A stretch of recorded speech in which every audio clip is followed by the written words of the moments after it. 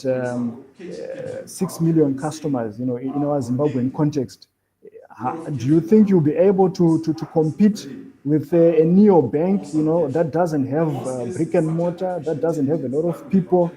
I'm just trying to think, if you're trying to do end of day reports and closure of your banking operations, and you're trying to do that manually compared to someone who has adopted an AI powered bot, which then does that, you will see that some of these institutions will not be able to compete. So this is basically the future where you need to embrace and adopt this. So you're talking about efficiency revolution, you're talking about sales acceleration, and of course the strategic advantage that you gain through the use of such technology. Then the big question, ready to transform your business with AI. So what does it really take? Okay, so the first thing is AI readiness. So you need to evaluate your current capabilities and identify high impact opportunities. Then number two, develop an AI roadmap. Where are you coming from and where do you want to go? And then the last thing is you launch your first AI project.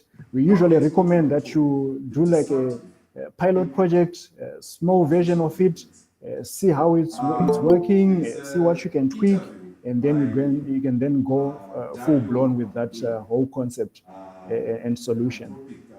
So I think in a nutshell, moderator, this is my presentation, and I would like to end here and hand over back to you. Actually in this interview, that AI will almost wipe close about 50% of all entry-level jobs. So we're talking about the category of white-collar jobs. We're talking about your finance sector, also going to be affected. I do have a number of adoption of artificial intelligence. The law, intelligence is also going to be affected. Consulting, accounting profession. Well, this is no longer a fallacy. It's actually time now. We also have tools, generic technical solutions. That is already replacing accounting. They can be able to automate almost who is the majority of tasks in communication technology. They are already doing that. Automatically, they can be able to automatically create financial statements. No need for accounts payable. That system can do that. Seamless. The banking sector, we are also seeing that in the banking sector is now introduction of chatbot transformation agenda. Chatbots on their own, they are also disrupting the personal customer support business, right? Most banks, they no longer need customer support because the chatbot can be able to answer questions that a user or a client is asking. So we are also seeing that legislative work that too also disrupting jobs, especially in the banking sector. We talk about the law sector. As a member of artificial intelligence is also disrupting the law sector. Specifically the legal assistance, right? So we are talking about those that are on the entry level. So we talk about the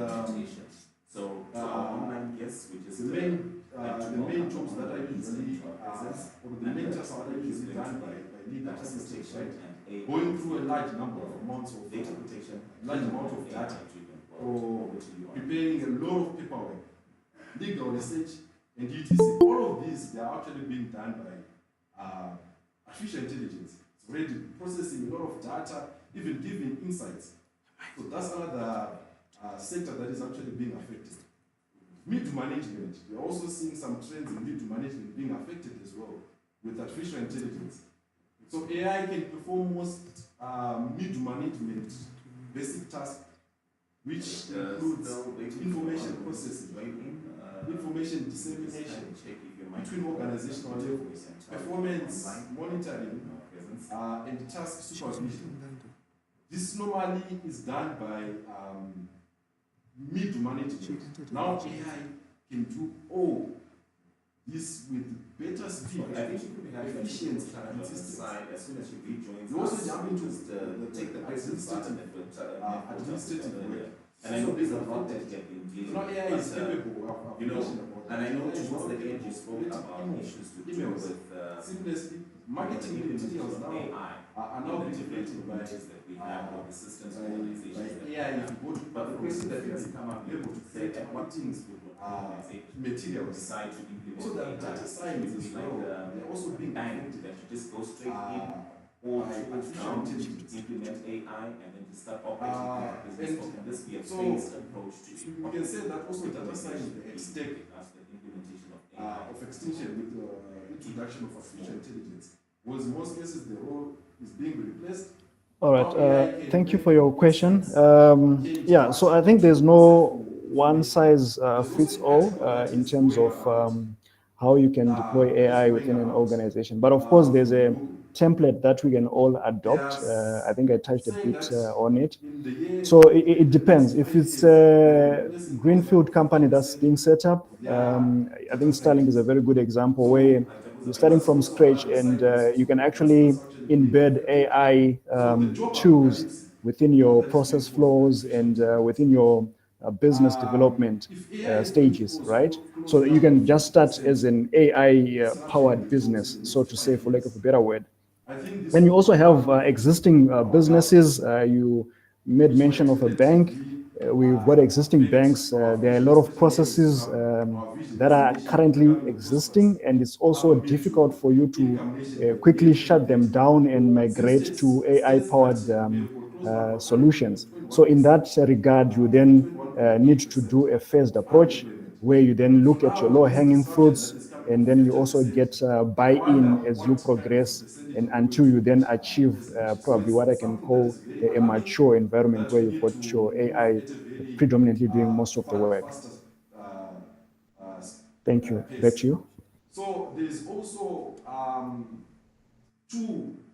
also two competing visions of artificial intelligence that I also wanted to. Okay, I've talked about the disruption, but also there is two competing visions of artificial intelligence. Recently, I was invited by one of our top executive clients, and the agenda was this is how can I be able to automate close to 45% of my. Sorry, come again on the last part. This was very alarming and fast. So, those two competing visions, we have what we call path automation. So, we were being invited to discuss about path automation, which focuses on AI replacing human beings. Okay, I think that's a very interesting question in the sense that most of the AI tools that we are being exposed to, they are being, for lack of a better word, being fed or learning from the first world country in terms of the information that they get.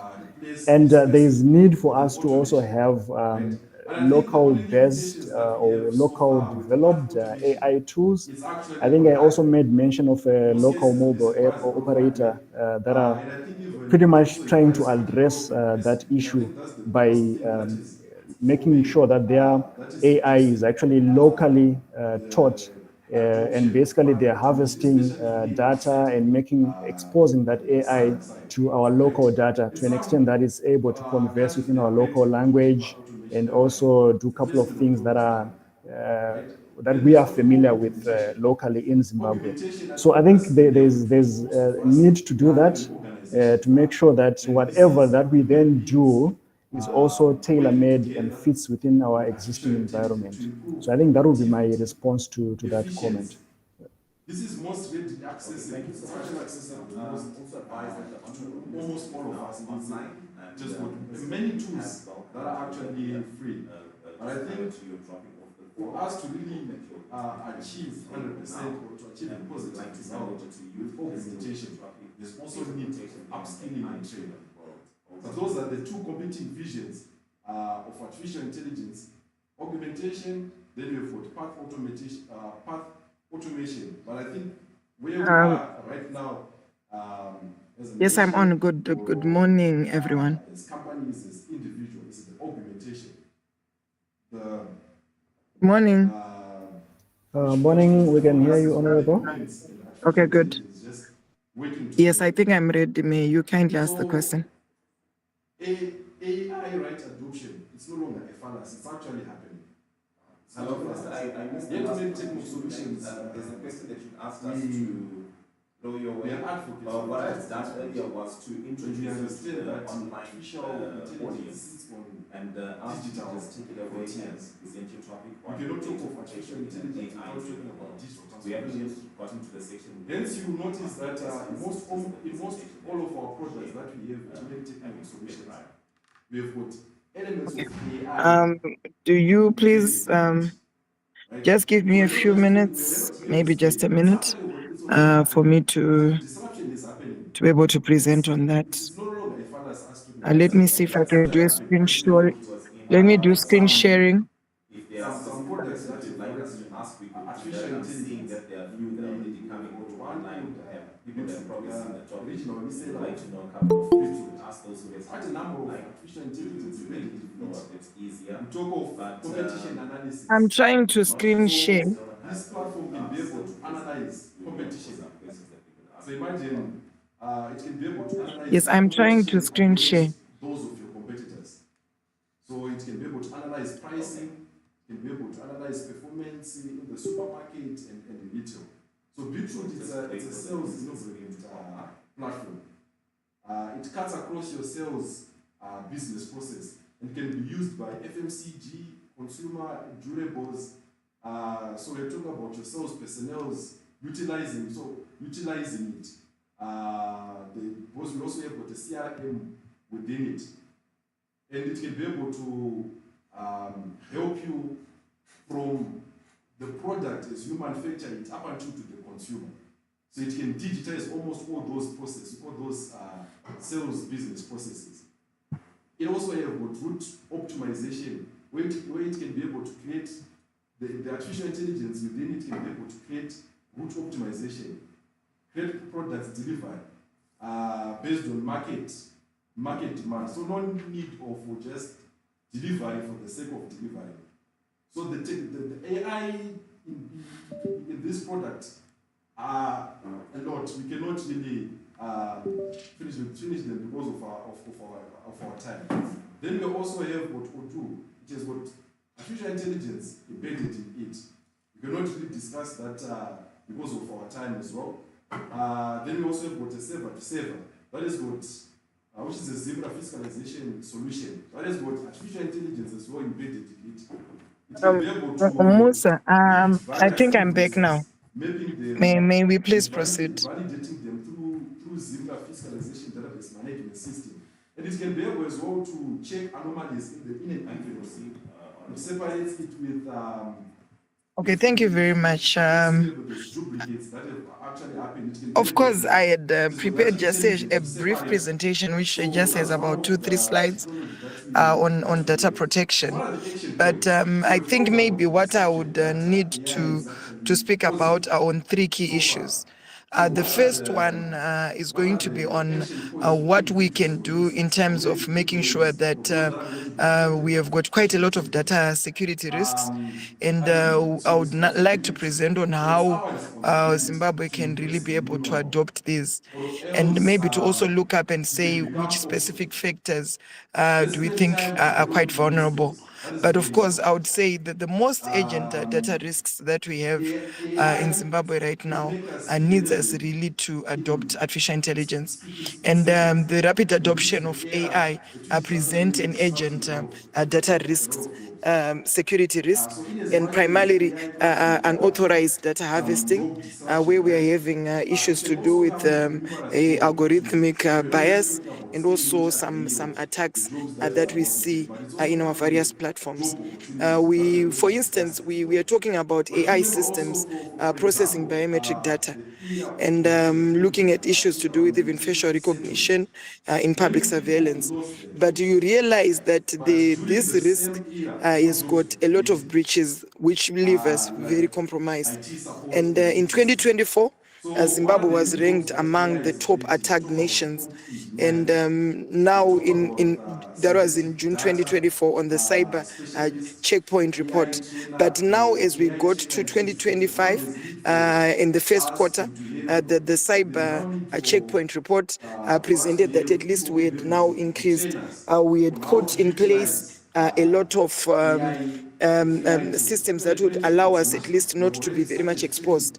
And I know Zimbabwe is actually on number 134 and now as it stands across the whole nation in terms of how we are ranked and I think that is quite a great improvement from where we were before. And on that again, we realize that the AI systems often require large data sets, which may include sensitive personal information. And in Zimbabwe, our data protection laws and enforcement mechanism need us to enhance and address gaps created by AI to reduce the risk of privacy breaches. And we are happy that as a government, we have come up with the Cyber and Data Protection Act, and now we are now coming up with regulations which are quite important for us to really look at privacy concerns for our people. We also introduced the SI 155, which was a regulation which also spoke into a DPA, our data protection authorities, looking at also our DPOs where we're having officers, and recently we licensed about 520 officers, and we handed over 520 licenses across Zimbabwe. We have realized that AI systems can be targeted by cyber attacks, and like for example, we have got a data poisoning or model theft or even adversarial attacks that we are quite exposed to. And Zimbabwe really needs to build a robust cybersecurity infrastructure, which we really need to make sure that we avoid a lot of vulnerabilities of such threats. We have realized that there's also a lack of AI governance, which we have tried to work on. We have got our readiness assessment methodology report that we launched as a government and through UNESCO. And this also spoke into the ethical use of artificial intelligence. This is a precursor of how we are going to be coming up with our AI strategy. Our target is for us to launch our AI strategy by the 17th of August this year. But if there is absence of clear regulations and ethical guidelines of AI adoption, it becomes a challenge. So as government, we are really working on making sure that we do not have misuse of artificial intelligence technologies and also a lot of data security risks. We realize that there is need for us to really be very clear when it comes to AI governance. As government, again, we have realized that we don't need to depend on foreign AI solutions. When I got in briefly, the previous presenter was also speaking about that. Let's not look at dependence on foreign AI solutions. Zimbabwe's resilience on foreign AI technologies exposes us to risks such as data sovereignty issues, where our sensitive data, which is stored or processed outside the country, compromises us as a country. So just that alone, the adoption of artificial intelligence is the one that will allow us to be at least on an advantage. Produce our own solutions which are relevant to us as Zimbabweans. Let's capacitate our own local people so that they will also be able to devise solutions which are locally based. Let's look at homegrown solutions. I've heard a lot of times our President, His Excellency Dr. Edi Mnangagwa say, Nyika inovakwa nive nevayo. So what it means is let's devise our own solutions which are locally made, homegrown solutions on artificial intelligence. But for us to be able to do that, then it goes then to the next issue, which I think is quite critical on the issue of our skills deployment. Let's be able to make sure that we have got a skill set which is relevant to that context. What do we need to do as government? We have gone in to introduce the digital skills program. We have got one right now which I can speak about, which is the 1.5 million coding program. And the 1.5 million coding program is seeing us being able to introduce coding. We'll start off with the basic digital skills. The digital skills will go on. We go to the digital skills. We'll go to the coding.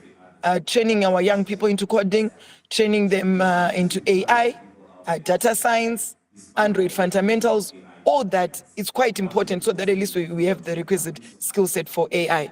And even for us to make sure that we are secured. When our young people have got the basic skills, then we'll go on to next where we think it's important that we can work towards our young people at least being able to know that they really need to engage and be able to look at privacy concerns around the use of AI. We also have to be looking at that, yes, the technical expertise has to be done. There is insufficient technical expertise that we have. So therefore, we need to make sure that at least we don't have a shortage of skilled professionals in AI and cybersecurity. This can really be able to hinder the implementation of robust AI data security measures that we wish to deploy. Allow me to also speak on a conversation I was having last week when I was at WSIS in Geneva. I spoke and I said, AI is not going to displace jobs, but it is going to displace certain skills. So what it means is now we are migrating from an area where we are talking about quantity and we're talking about quality. It needs us to look at how we can enhance our skills by making sure that they become quality, I should say. So in a way, we should be able to integrate artificial intelligence to make our work become efficient. The work that you have now, how do you then make sure that you integrate the use of artificial intelligence so that at least you make your work become more efficient? So jobs may remain there, but look at the job that you have. How do you make sure that it becomes efficient? So on that presentation, I would say the most vulnerable sectors that I think are going to be quite prone to a lot of attacks, where we are going to be having really a lot of data security risks coming up. Firstly is the sector for financial services. Banks and financial institutions are prime targets for cyber attacks due to the sensitive nature of financial data. And AI option in the sector increases the risk of fraud and data breaches. The second sector, which I think is also most vulnerable, is the health sector. AI systems in healthcare handle highly sensitive patient data. And you realize that weak data security measures could lead to unauthorized access and misuse of medical records. As we introduce the telemedicine in Zimbabwe, we have come up with a program which would allow us for people to use pseudonyms. When you input your information data as a health patient, you realize that we are saying that we need to use pseudonyms. This can also assist us in data protection.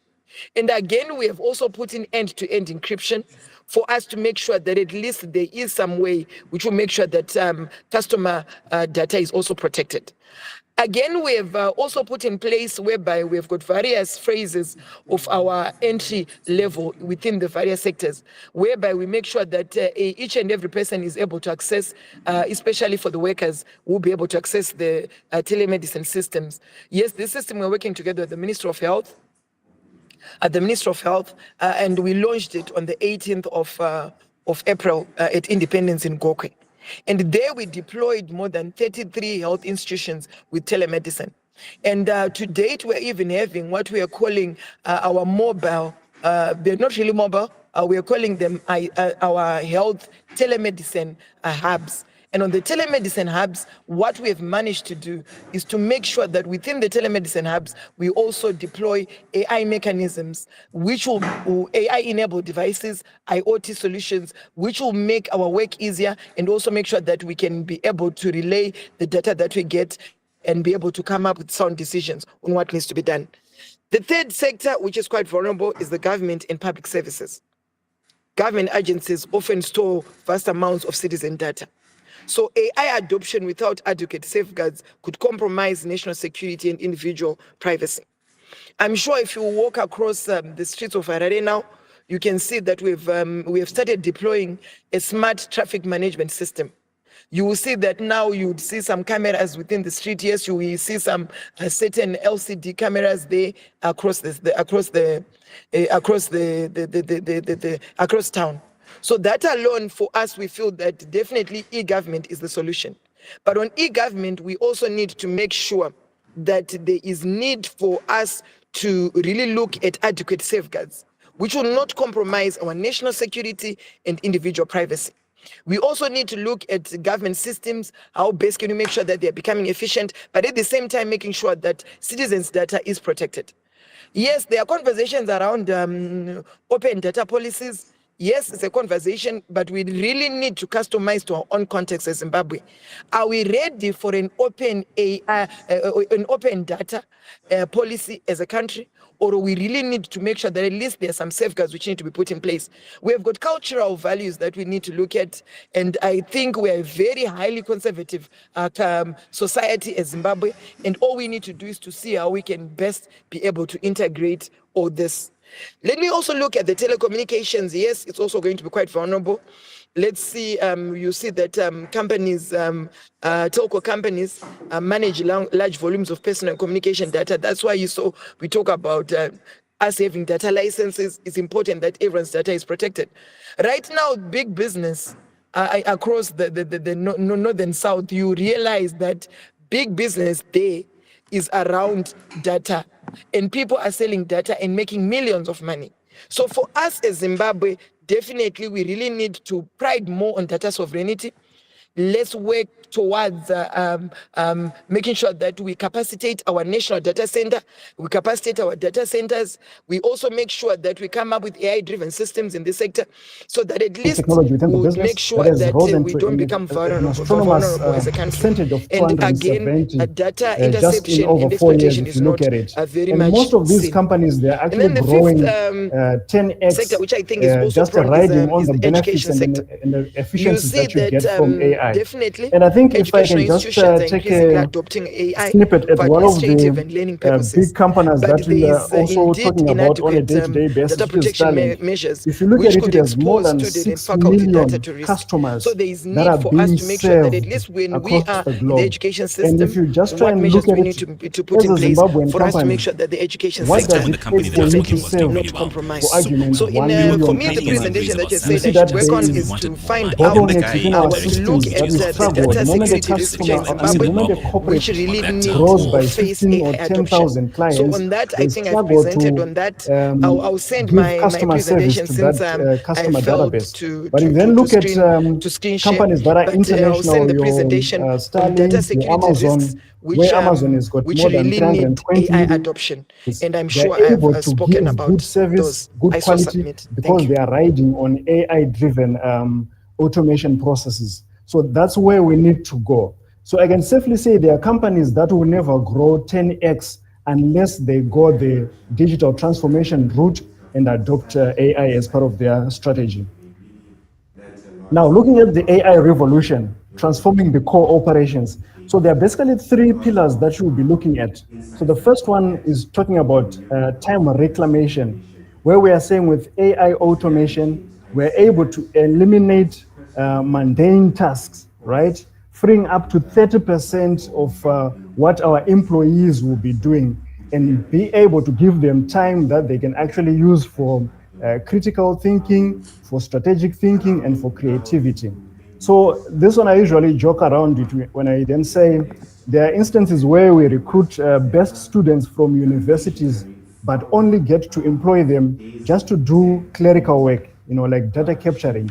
And I believe there is a better use of such young talent within our organization, and we can only achieve that by being able to adopt AI so that it can help us to do the routine, mundane tasks that we find ourselves involved on a day-to-day basis within the organizations.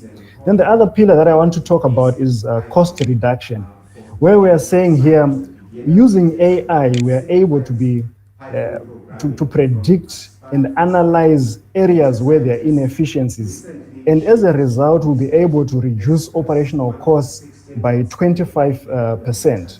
Right? So that's a huge saving, especially if you look at the environments that we are currently operating in. So within every department of an organization, there's always a quick win if we are to introduce AI. There's always something that you can save in terms of time, in terms of costs, if you then just analyze your existing process flows. Then another example is Walmart, which is a very big retail chain within the States, where they implemented AI-driven supply chain optimization. So you run out of your raw materials, you Thank run out you of very your much. spare parts Thank just you so because much for you don't the have opportunity to be in this platform. automated supply chain It's within your more like environment. So AI continuing is coming from in there. I where the think last Beloved speaker touched a spoke, bit on but it it's when he Chinelo was mentioning some of the Okafor. vendors that he's dealing Okafor, with yeah, that are please, able yeah. to plug into your So environment thank you so and much. be able to automate some of these I'll be talking internal about value how chain we that we can have. become Moving swiftly, I would like to talk creators about what we call enhancing customer of AI experience solutions, with intelligent not automation. consumers. I'm sure Okay. some of us, But whether we before know I or we don't continue, know, but we please, actually I interact would like with us this to know. I would like to on a know day-to-day basis, if you are a especially on our startup in the social house. media Can you please raise platforms. up your hand? So the first thing is there is what we call If you are query a startup, resolution. you So that's you're an 80%. entrepreneur, You can you achieve own a company, you are 80% of solving a all your problem customer in queries Zimbabwe, please by raise up your a hand. mere fact of that you've just implemented an AI Any automated entrepreneur robot in the within your house, yeah, we have customer service Caroline. center.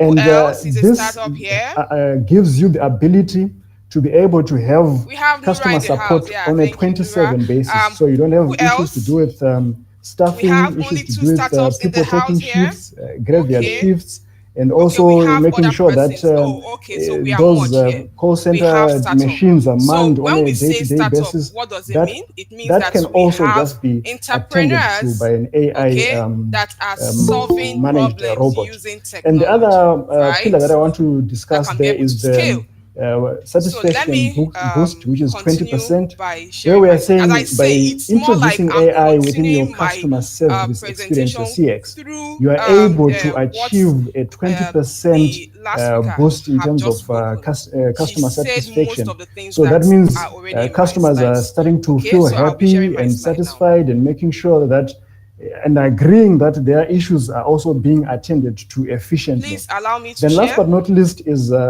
Please allow the me to handle time reduction, which is 15%. So you can basically achieve a 15% reduction in the time Hello? it takes to manage and handle customer queries. Hello, So if you host, look at please all can you these allow me to three share? I can't share matrices, here.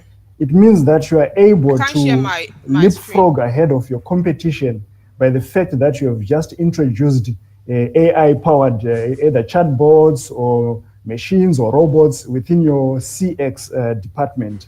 So this is something that organizations can also tap into. I know in Zimbabwe, we've got a local mobile operator that is also trying to go big in terms of using AI within their customer service experience. Okay. And that's something which is commendable. But I think the bigger picture would want to see that rolling across the whole entire economy. The other point where I would want us to delve into is how we can fuel our sales growth using AI-powered lead generation. So I know in business, if you're in sales or business development, it's always about hitting targets, making sales, and sometimes even if a company is struggling, they quickly turn their heads towards sales, and the pressure might be too much for the sales team and for the sales department. But there is AI that can come in and become like your Superman, just to help you out and smoothen things. So the first point there is precision targeting, where we are saying we are able to identify high potential leads with demonstrated 3x higher conversion rates. So instead of us trying to jostle around the market, if we include AI in our market intelligence, I know Beloved touched a bit on this. He's got an AI tool that is able to do that. You are able to know which potential leads you can actually move and attack, and therefore achieving higher conversion rates. Then the second one is accelerated qualification, where you've got your sales team, they've brought their sales pipeline, but in terms of qualification, they are not up to scratch. You've got a huge pipeline, but they just don't seem to be, good leads that are in that pipeline. So if you then introduce AI within your CRM, you are able to actually get a better qualification of your leads and you're Yeah. able to focus on the most promising So opportunities. presently, So this will also make the most burden times, lighter for what you as we a know, business, as for you as a other leader, speakers have and also talked lastly about for you generative as a AI, sales we go person to who's a place like engaging the ChatGPT, market. or we Then last but not least is a good or example, Meta AI, and proven we are results able where to IBM used try to make powered sales job platform efficient, like to increase their lead conversion write by this mail for 30%. me, make So this they post then for just me. had Yes, an example that where is they more measured like what they were doing using before they existing introduced solutions, AI, okay? and then took results of Now what we're then talking happened about when they how can we, introduced it's more AI. like And you a can see that mindset there's shift, that okay? immense It's more like a way increase in of the lead conversion of using, 30%, which is quite it's more like a commendable. way of Now, if trying you then to just put that into build practice within your solutions. local Build, okay, we are They seeing a become problem a example in agriculture self-fulfilling in prophecy. Zimbabwe. Probably They've already there's, determined that nothing's going to change. a pest So they don't problem in see Zimbabwe. How can the we solve it? opportunities Definitely, we will when they need come. the data set. They don't recognize the small victories along the way. Agricultural sector They in don't order take to action solve that because they've problem, already okay? decided that So it's not going to work out. ability to use our data. The problem isn't their okay, circumstances. Utilize our The problem is their perspective. data sets in order to solve Now, this may particular surprise you. problem. Okay, Problems and are a good thing. last week I talked I'll say that about again. digital Problems are a good thing. sovereignty, and I love that. Yes, They're what make we us really grow. need to. They force us to stretch, Make sure that our data think is differently, home and we are using it to in become at home resourceful. and not having a data flight. If you have the perspective that So problems are nothing more than this is obstacles, how we are able to roadblocks say, okay, in your way, when we have a problem, then every time you face one, you'll feel frustrated. The AI solution You'll feel stuck. Provided by But if you can change your startups, perspective okay, and start seeing problems as opportunities for growth, like Dr. CardX in the health sector, changes. to be able to solve these health problems. Okay? Now, I'm not saying it's easy. So it takes work to change how you think. Why? Especially if you've spent years seeing things in a certain way. Try to utilize but here's the good news. existing AI solution. You can do it. It really And matters. you don't have to change everything all at once. The AI solution is start with just one area of your life. According to the Maybe it's your assumptions and finances. the data sets Instead of seeing that particular country, of that particular clime, and our culture is quite different from their culture. Okay, it would not solve our problem wholly. Okay, because of the data sets that they use is different from ours. Example, as I told you about, okay, the agricultural sector, when we have small farmers that that have a particular solution problem, and we bring an agricultural AI solution that is foreign, and we bring it, and the data set they use is the data set of large farms. Okay, how would you expect the small farmers to be able to use data set that puts a large farms in data set into consideration? It's not possible. Okay, they will not be able to see tangible results. It will be vague, and they will not be able to use it. So small farmers will have to, the data set of these small farmers that is actually giving them issues, the problem they are having, particularly maybe pest issues. Those data that they've collated over time, this is what we can use to solve their particular problem. Okay, economic empowerment. Okay, as our last speaker talked about, it's AI is not here to take our jobs. It's here to bring more jobs. Bring more jobs in the sense that we are able to be the youths in Zimbabwe are ready to take up jobs through AI solutions, through having the skills that they need to be able to take up these jobs. So if they have, okay, like this coding program that is about to be deployed, this is very, very important, because if they're starting from the basics to deploy this program, then the youths will have jobs that will be able to keep them employed. Example, cybersecurity issues that is going on. As they are deploying this coding skill, I will also suggest that they will add cybersecurity skill to it, because by the time they're even able to train like several thousands of youths in cybersecurity, they'll just quickly deploy them into the ministries, okay? Because these skills are needed, as our last speaker said, to be able to protect the data that are already existing. So when they train them in cybersecurity, they already have places that we go into the ministries in order to support and make sure that while we are creating AI solutions, there's a safe space for it. Okay.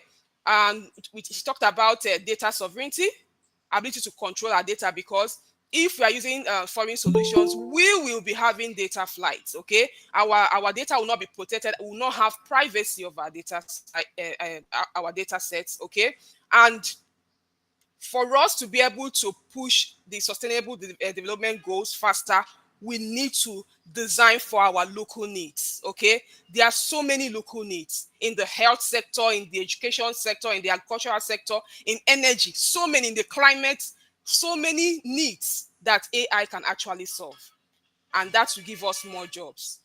Okay, so yes, we need a strategic framework, which I'm very, very happy that it's already ongoing, okay, for a national strategy. We should have like a plan of like maybe 5 years to 10 years, as she said that we're having one that's coming up in August. That's very nice. If it can be up to like 5 to 10 years and have a measurable KPI to be able to see how the strategy is being implemented and what are the things that needs to be improved.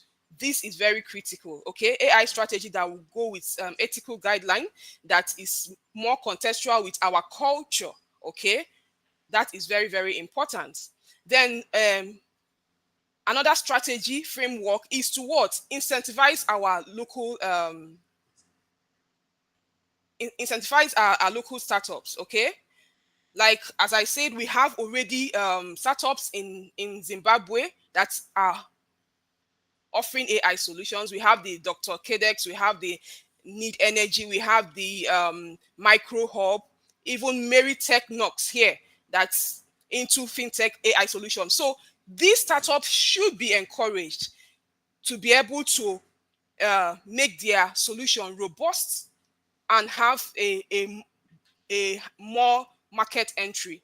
Okay, like in Nigeria that has the NACA AI funds. Okay, these funds are basically for startups that provide AI solution in Nigeria, and a lot keep on springing up because they can see that they are being supported. So something like that can be made available in Zimbabwe.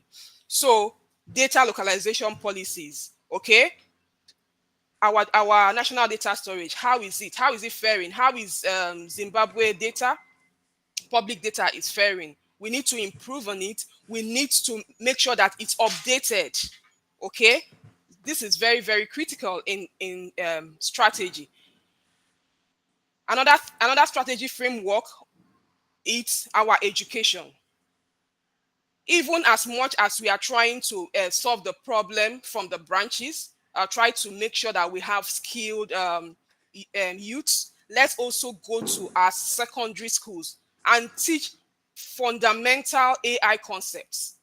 Okay, fundamental AI concepts in our secondary school, so that these children can start understanding artificial intelligence, the basics, start understanding algorithm, start understanding database.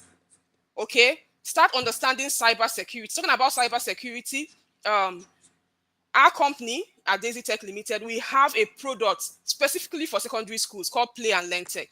And this Play and Learn Tech, this holiday that is coming up, we are teaching the children cybersecurity.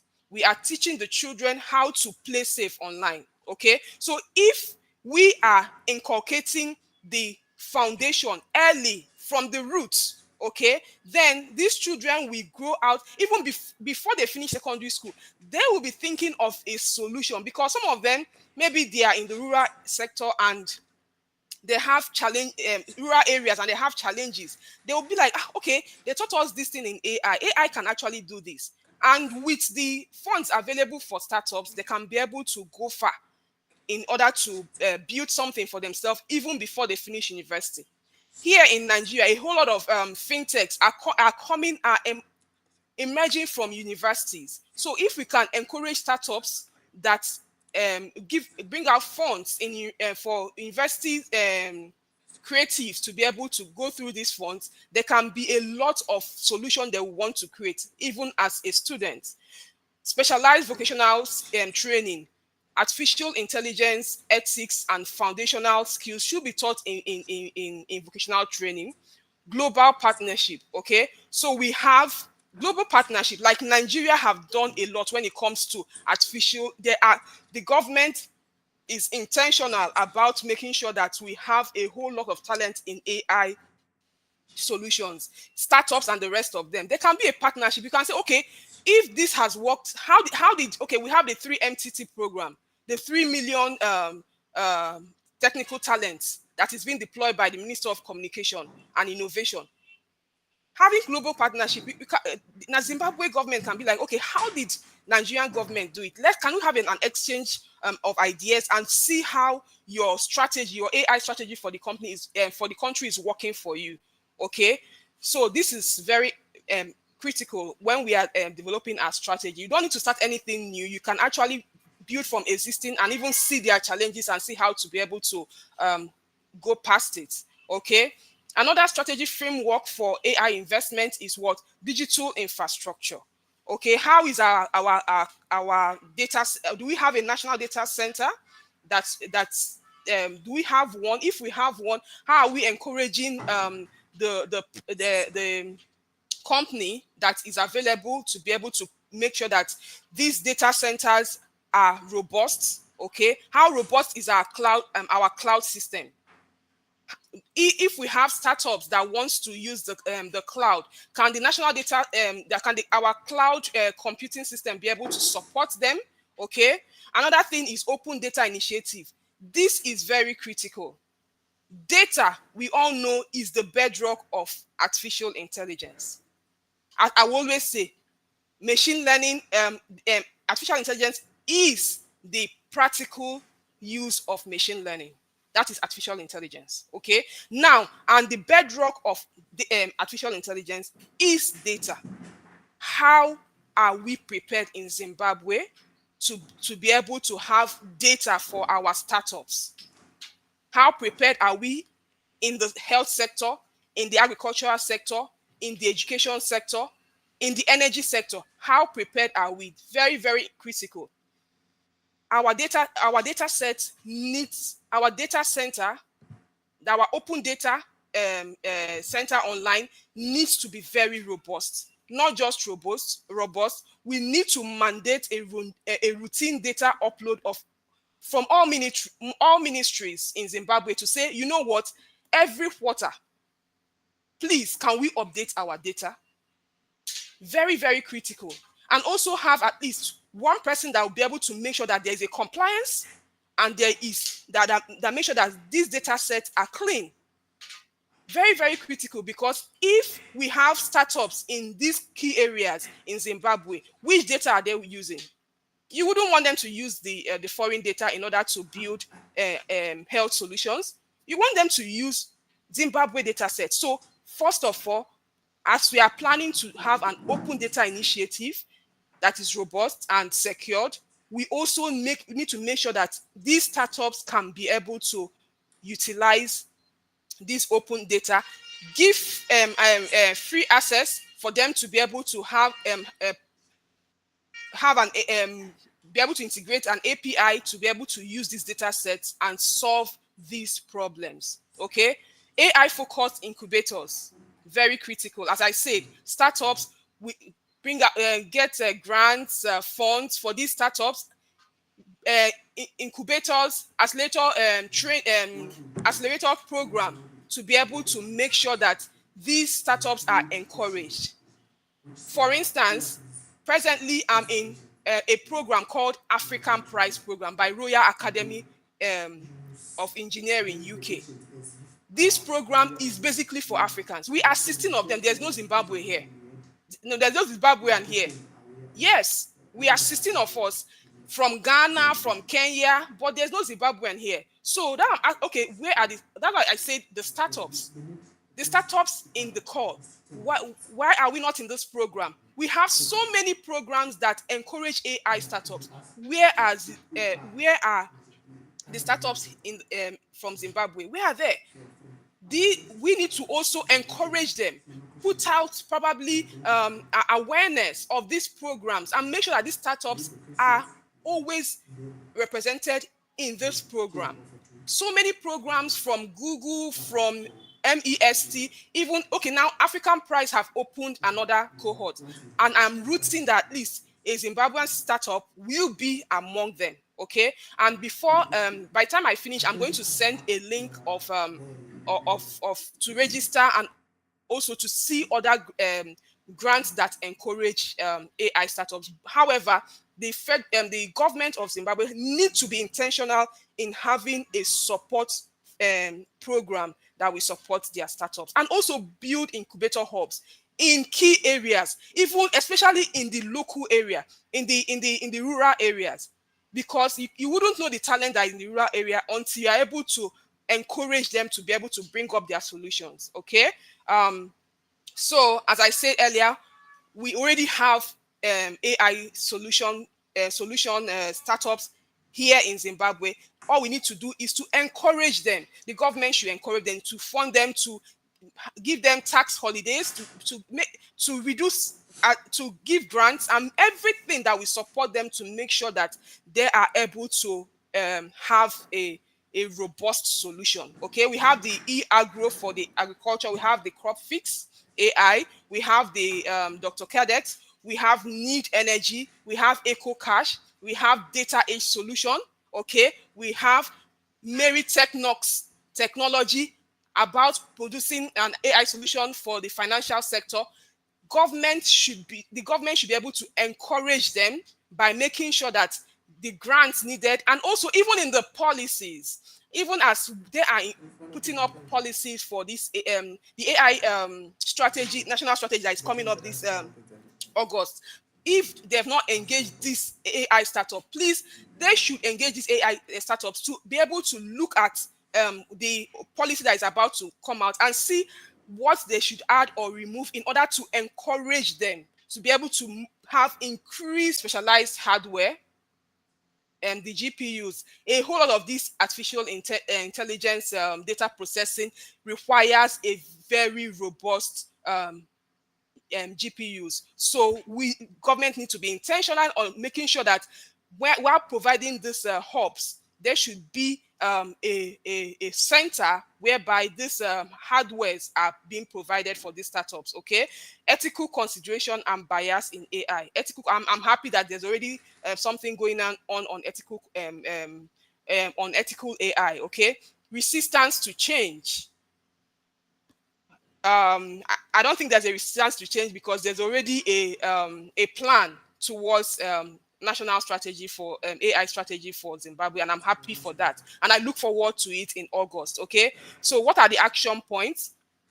To develop the national ethical AI, which is already ongoing, to foster strong public-private partnership.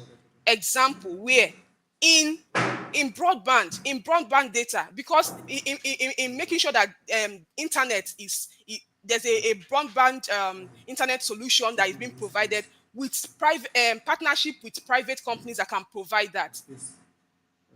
Be intentional about it and make sure that okay, like the Nigerian government have a federal program to for 80,000 kilometers of broadband internet that is to be deployed in Nigeria. Very intentional and also always focusing on the rural area. Okay, this is something that Zimbabwe government can, because if you are providing skills for these youth, if the place they are, they don't have internet access, it's going to be a challenge for them to be able to utilize those skills that is being provided. Okay, so finally, from all I've said, this is more like a 90 days added to the strategy that is coming on board.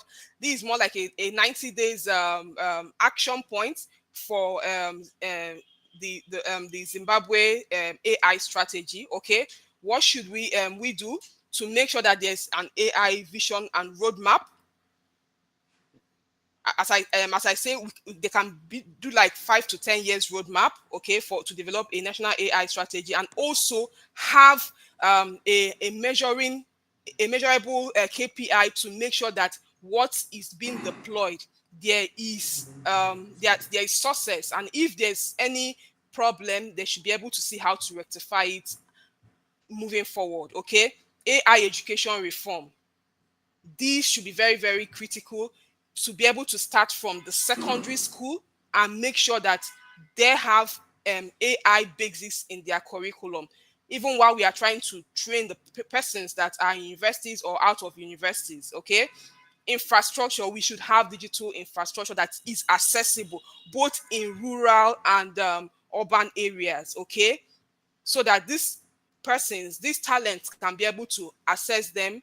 And we can do that by partnership with existing private companies that are doing similar, making sure that there's a broadband expansion, as I've already noted. And finally, ethics and governance.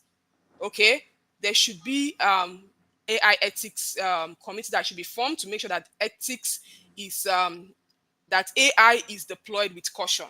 Okay, the algorithm that is being used, making sure that it's not biased, making sure that it is aligned with the culture and of Zimbabwe. Thank you.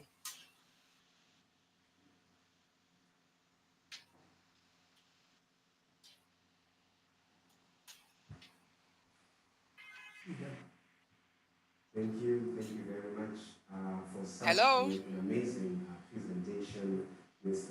Chinelo. This has been very insightful, learning about you are muted. You are muted. AI. Can you And I unmute? see you are really passionate, especially with education and ensuring that young minds are molded. And I like the program that you're even doing, the Play as You Learn, where you are catching young children at high school. You know, people need to start working from high school, learning those things from a very tender age, and we appreciate all the work you are doing out there in Nigeria. Maybe just one quick question I'm getting here for you, just one quick follow-up question. What could be the greatest challenge towards localized AI creation?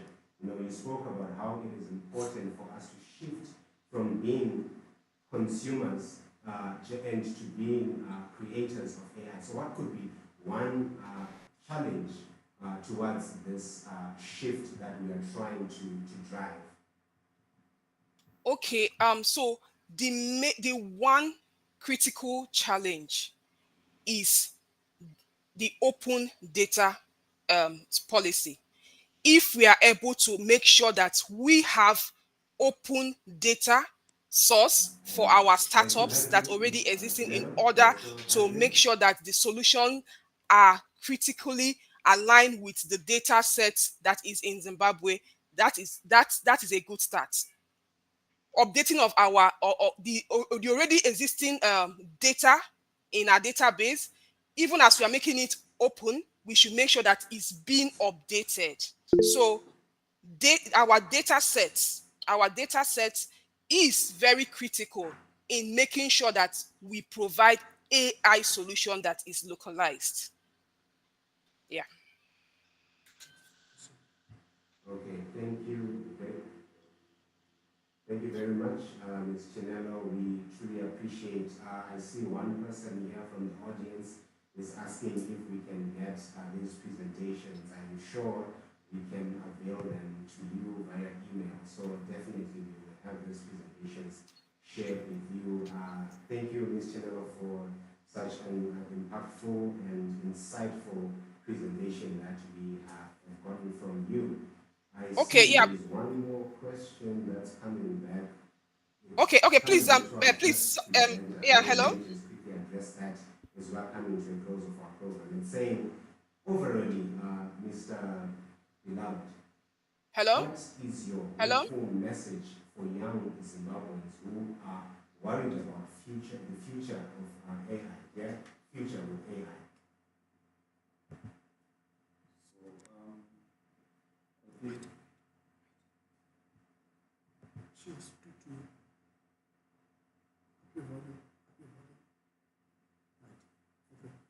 Okay. To answer that question, to every young Zimbabwean wondering what the future holds because of AI, I want to say that don't be afraid. The whole purpose of the webinar today was actually to pick each one of us, right? So I think what I would say is let's be ready. AI is not here to replace you. It's actually here to amplify your potential. Yes, it will change jobs, that's very true, right? But it will also create new ones, many of which haven't been imagined yet. So the most powerful thing that young people can do right now is become a learner for life. I think Chinelo also alluded to that as well. You don't need expensive degrees to get started, to get this kind of skills. There are free tools that are out there. There are online courses that are actually free that you can be able to utilize. AI platforms that are also on our fingertips. So the future actually belongs to those who are curious, right? We have to be very curious as young people, adaptable and brave enough to build with every tool that is actually at our disposal. So I think that's what I would encourage the young people. Thank you very much for that. This is very insightful. Let me just look through. Do we still have any other comments? I see. Thank you for the link, Ms. Chinelo. We have a link on the chat board for those who are interested. Just follow that link and you can get help from there. Do you have any last words for us, Ms. Chinelo, as we're coming to an end?